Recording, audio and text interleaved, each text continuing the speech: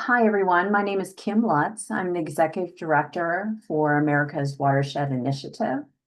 Many of you know, but America's Watershed Initiative, or AWI, is a Mississippi River Basin-wide nonprofit. We focus on two things. One is providing easily accessible information about the watershed, whether that be in water quality, water quantity, economic parameters, and the like. And we also organize collaboratives to function at the basin level. So we're really excited to have many of you here today, and presenting with us today, we're really pleased to have Susanne Thiede-Barnet. Susanne is a native of Madison, Wisconsin, and has served as the managing director of the Mississippi River Parkway Commission since 2007. In this role, she oversees the Great River Road. I hope many of you have driven all or part of it, that works across all 10 Mississippi River Basin states and works to advance tourism, recreation, and economic vitality along the river corridor. Her focus is connecting communities, promoting local attractions, and supporting projects that preserve the region's cultural and natural heritage.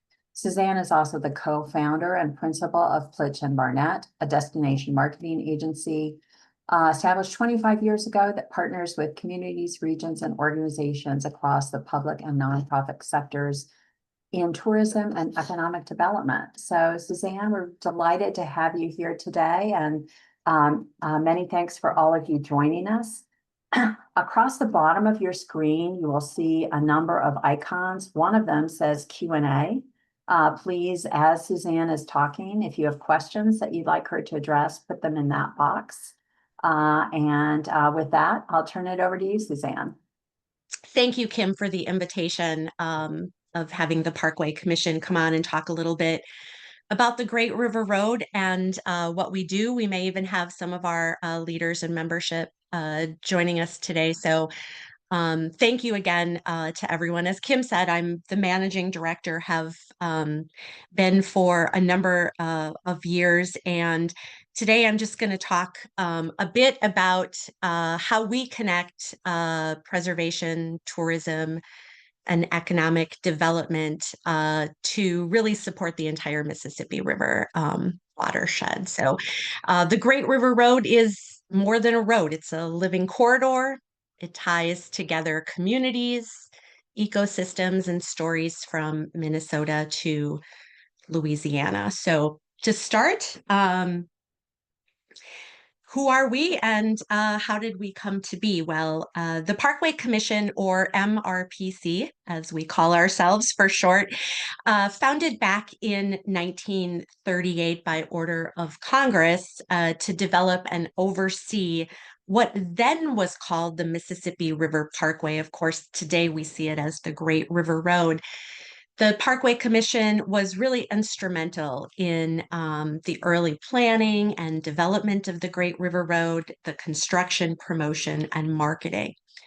Our mission to preserve, promote, and develop the Mississippi River corridor for economic and cultural vitality. We bring together 10 state commissions, each representing a stretch of the river. And our 10 state commissions were established either by state statute or by governor's executive order. The memberships today consist of state legislators, state and local officials, and members appointed by governors or state agencies. The National Mississippi River Parkway Commission, we're the umbrella organization of those 10 state commissions. We help to coordinate the multi-state programs on behalf of our member states. We have a board of directors along with officers, and we work through 4 of our technical committees: transportation, culture and heritage, marketing, and the last, environment, recreation, and agriculture. And we help to coordinate everything from heritage storytelling to environmental recreation to transportation infrastructure. So, what is this Great River Road that we manage? The Great River Road is it is both a national scenic byway and it is an all-American road. These are federal designations. Someone once told me this analogy. I find it easy to understand, comparing it to baseball. If you think of state byways as the minor league, national scenic byways as the major league, and then the all-American roads were the all-stars, the super special national scenic byways, if you would. So the Great River Road is nearly 3,000 miles long. It winds through 10 states, starting at the headwaters of Lake Itasca in northern Minnesota and dumping out into the Gulf in Louisiana. It's considered one of the oldest and longest national scenic byways. The byway, it's more than a road. It serves as a destination that preserves, promotes this Mississippi River corridor region. It promotes the cultural, historical, and natural heritage while focusing and fostering on the sustainable opportunities for exploration. And we're quite proud recently of our Best Scenic Drive recognition in USA Today. The Great River Road does connect some major cities, the Minneapolis, St. Paul area, St. Louis, Memphis, and New Orleans, and then hundreds of small towns. About 80% of the Great River Road is going to take you through communities of less than 25,000 people. And many of those areas far less than 25,000 people. But along the Great River Road, you'll find UNESCO sites like Cahokia Mounds in Illinois, Poverty Point in Louisiana, iconic locations like Hannibal, Missouri, and Vicksburg, Mississippi. We also oversee a network of Great River Road interpretive centers. They share the stories and really are sort of the education centers, if you would, along the Great River Road. We have nearly 100 interpretive centers. They include places like the Delta Blues Museum in Clarksdale, Mississippi, the National Eagle Center in Wabasha, Minnesota, the National Mississippi River Museum and Aquarium in Dubuque, and the Johnny Cash Boyhood Home in Dice, Arkansas.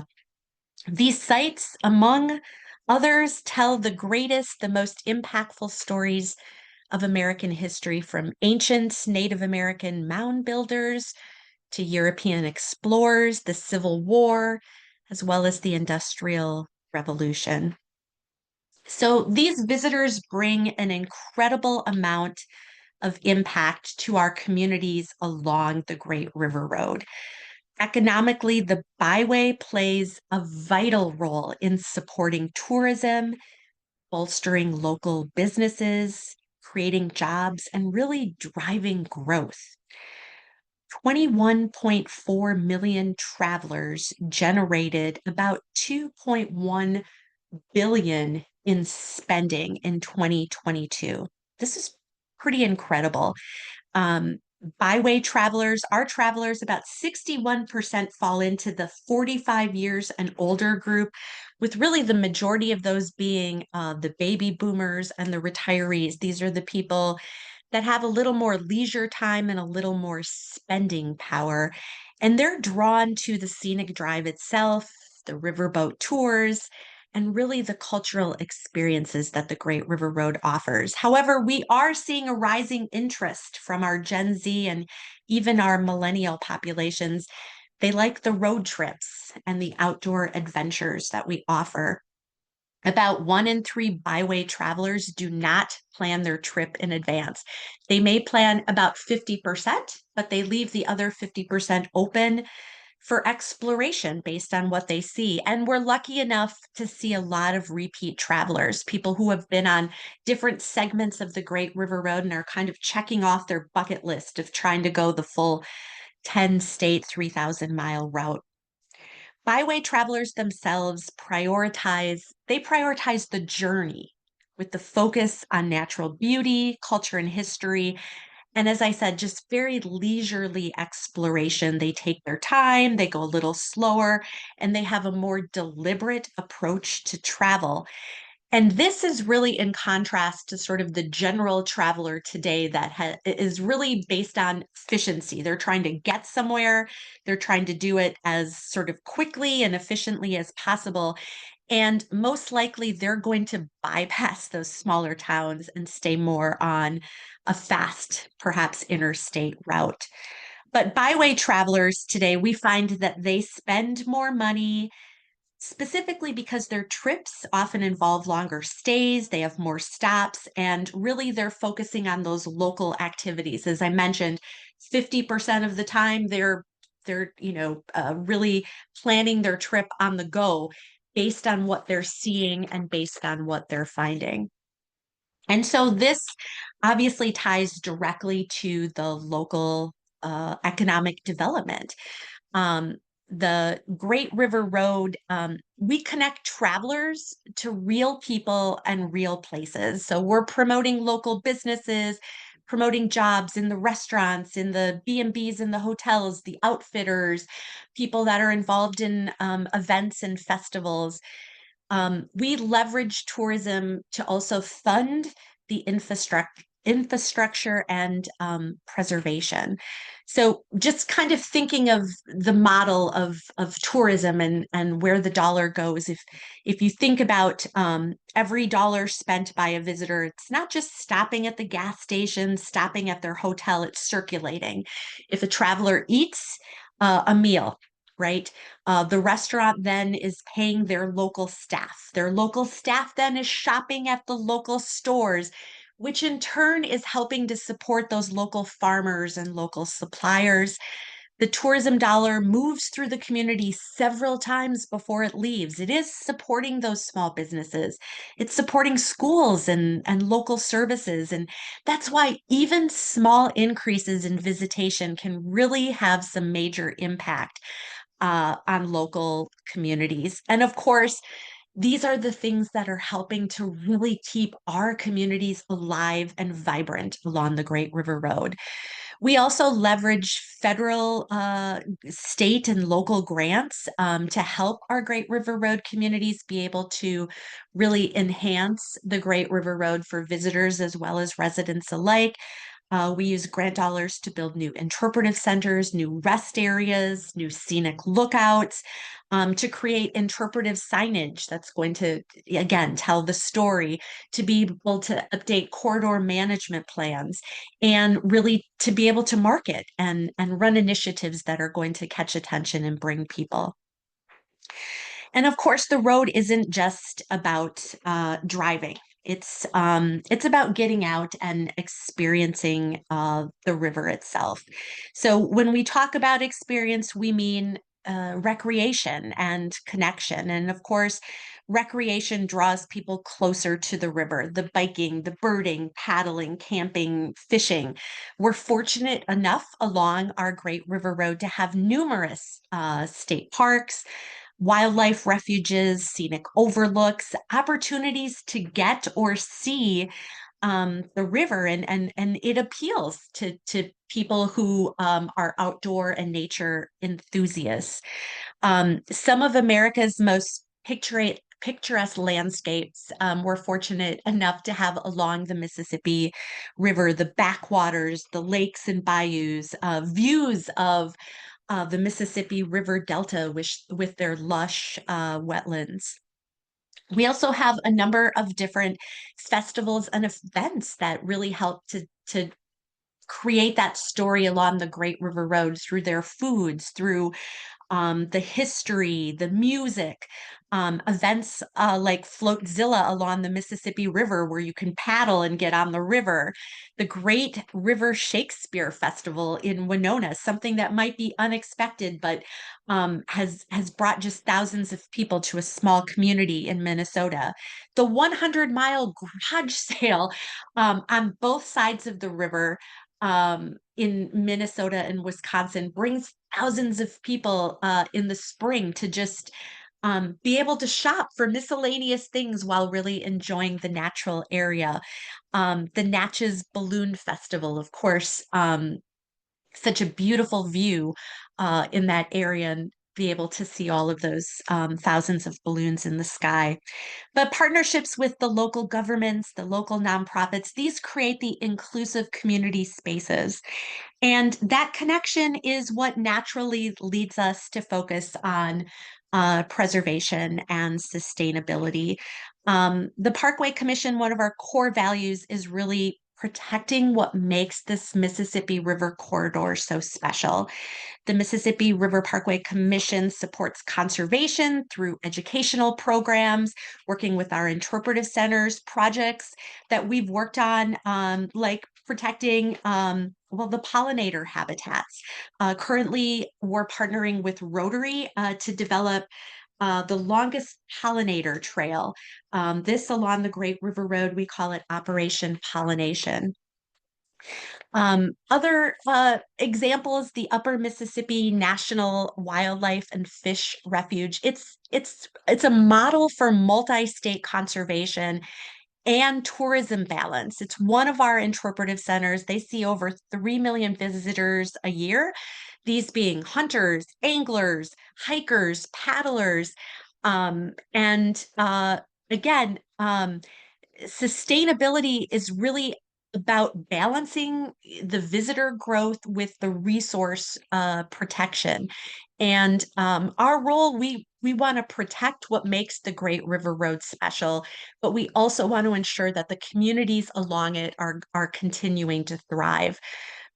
Preservation, it's not just about protecting artifacts, but it's about protecting the identity. Every interpretive center, every historical marker, it's a piece of the story that we're told along the Great River Road. And of course, preservation, it works best when we partner.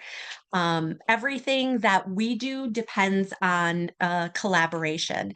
We visit experiencemississippi.river.com is our hub for itineraries and travel tools. We have a member site for our Byway resources.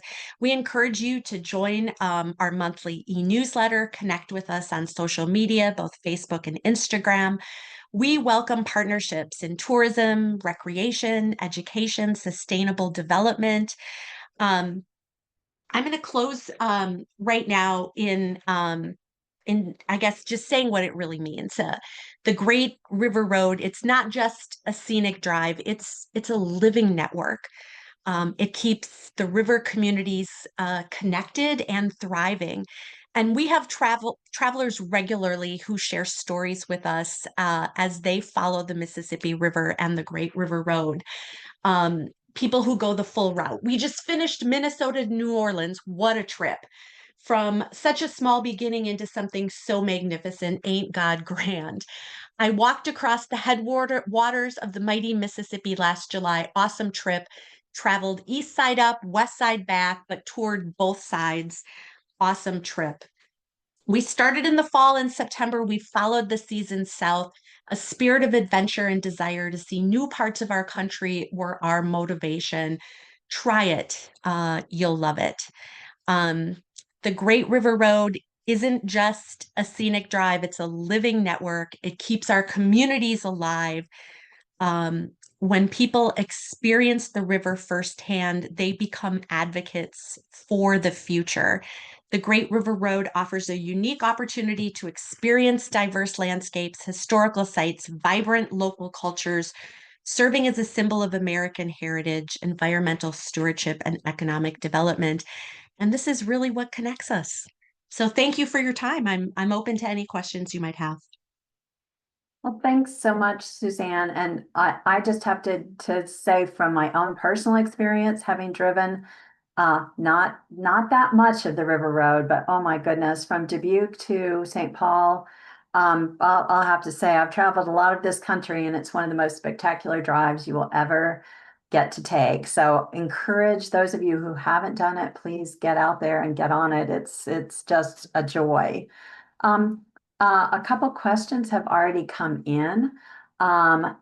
So this one is very specific, but I'm going to broaden it out a bit. So the questioner is talking about a portion of the road between Alton and Grafton.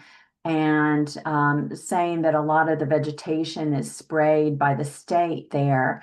What role would your commissioners or the greater Mississippi River Parkways Commission, what partnerships do you have with states, and how is that coordinated?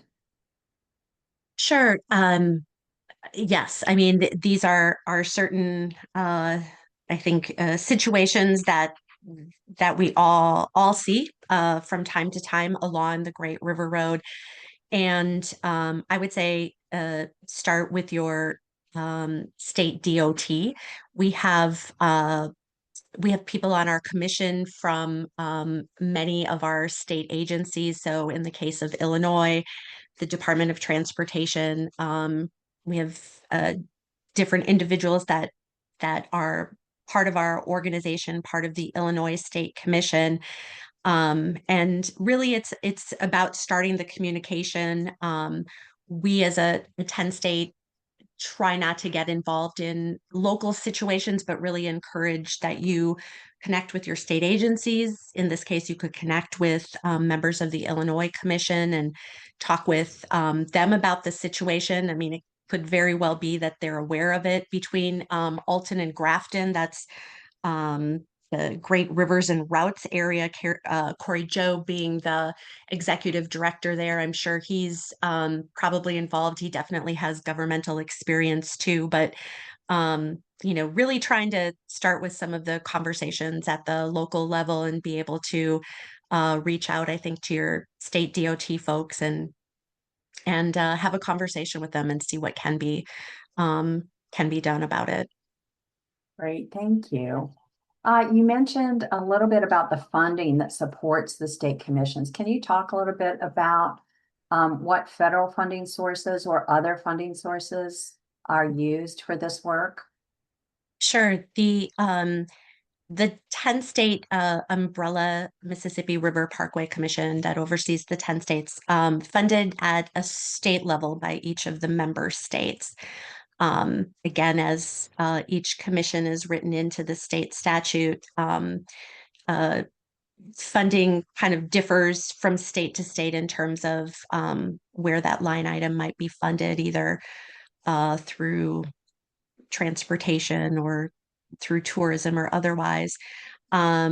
Federal funds only when we're going after different grant opportunities. The Parkway Commission and our 10 states have been fortunate in the past of being able to take advantage of the National Scenic Byway grant program. Of course, nothing's happening with that right now, but many of the projects that I mentioned were funded through federal dollars in a very competitive grant program along with the other national scenic byways. So we're always looking for different opportunities to partner with different organizations and businesses that, share in the mission that we do of really protecting the Great River Road, Mississippi River corridor, and being able to really generate an economic impact for our communities along it. Terrific. The next person asks if you could talk a little bit more about the MRT, Mississippi River Trail, I'm guessing, and what it is and any recent updates. Sure.